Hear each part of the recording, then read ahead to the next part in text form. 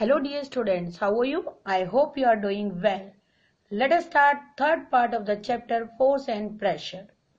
In last two sessions we discussed what is force, what are the different types of force, contact force, and also we discussed about non-contact force with the examples. So in this session we are going to discuss about the pressure and different type of pressures and also their effect and where they are useful and where they can be troublesome for us. So let us start the chapter's detailed discussion. So dear students, what is pressure? Pressure is the force acting on unit area of a surface. Pressure equals to force upon area. If the area is smaller, the pressure is more, and if the area is greater, then definitely pressure is less. So let us take the example of nail. You can see the nail. Here is the example. If you have to pierce the nail from this side, definitely it will be easy. Why? Because it will pierce in less pressure. But if you will pierce the nail from the head side, is it possible? Can you press it in the same pressure? No. Because when we increase the area over which force is applied, the pressure decreases. Similarly, a decrease in contact area increases the pressure. For example, the width of straps of bags and suitcase is increased to reduce the pressure while carrying them. The wheel of military tankers are covered with a broad rubber strip so that they do not sink in the sand or snow. It is more comfortable to wear broad heel while walking on the soft surface. Elephants and bears have broad feet to help them walk on soft surfaces without falling. To measure pressure, the formula is force upon area, and the SI unit of pressure is Pascal, which is equal to Newton upon meter square. Newton is a unit of force and meter square is a unit of area. Let us take one example to calculate the pressure produced when a force is 5 Newton over the area 10 meter square. Take the values and what will be the answer? See, the answer will be 0.5 Newton meter square or 0.5 Pascal. The symbol for Pascal is capital P and a small a. So in this way we can calculate the pressure.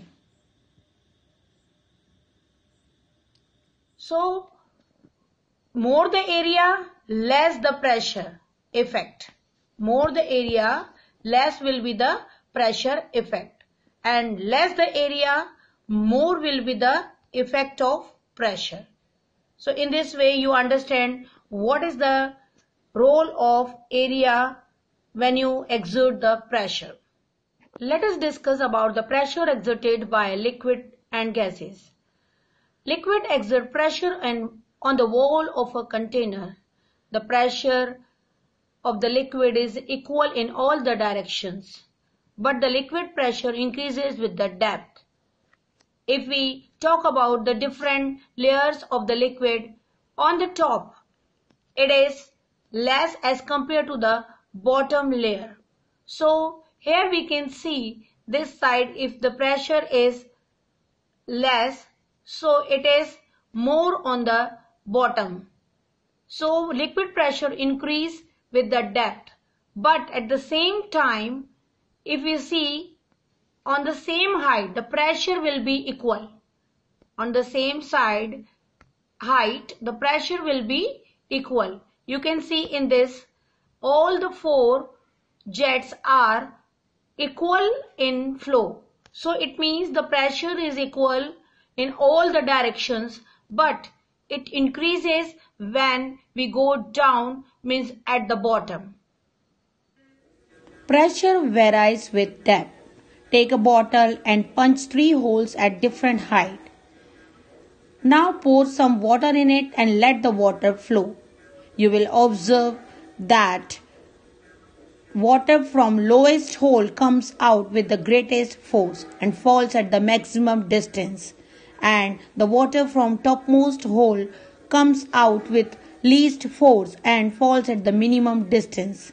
This proves that liquid pressure varies with depth, or we can say the pressure increases with depth of the liquid. Liquid pressure is measured with the manometer. Let us discuss about the pressure exerted by gas.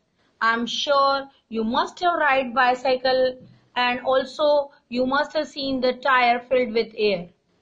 When the flat, and even you have seen the balloon, when you fill with air, it inflate, and before that you must have seen the balloon is deflated. What is that which is putting the pressure on the wall? That is the gas which you are filling in the balloon and tire. It means that gas and that exerts the pressure on the wall of balloon and tire, which make them to take the shape.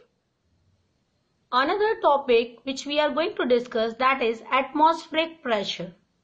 The pressure exerted by air is called atmospheric pressure. It is the pressure exerted by the weight of the air on an object.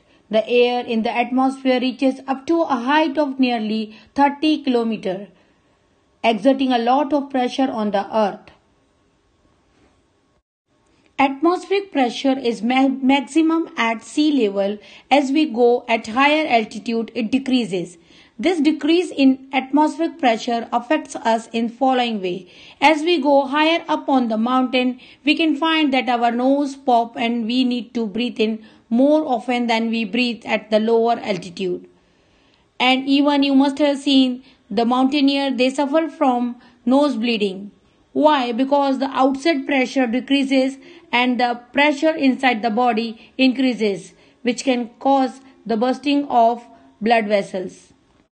So, it is clear that the pressure of atmosphere is higher at sea level and it reduces when we go at high altitude. And the pressure of atmosphere is measured with the barometer. See this activity. Glass tumbler is filled with water up to the brim. The glass is covered with cardboard sheet. With the support of hand, glass is inverted. Now slowly the hand is removed.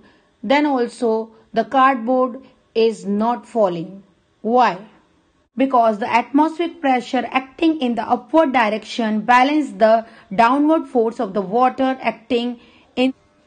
Here the explanation part of the chapter is completed. Very soon we will share question answers of the chapter and assignments. Till then, take care. Have a nice day ahead.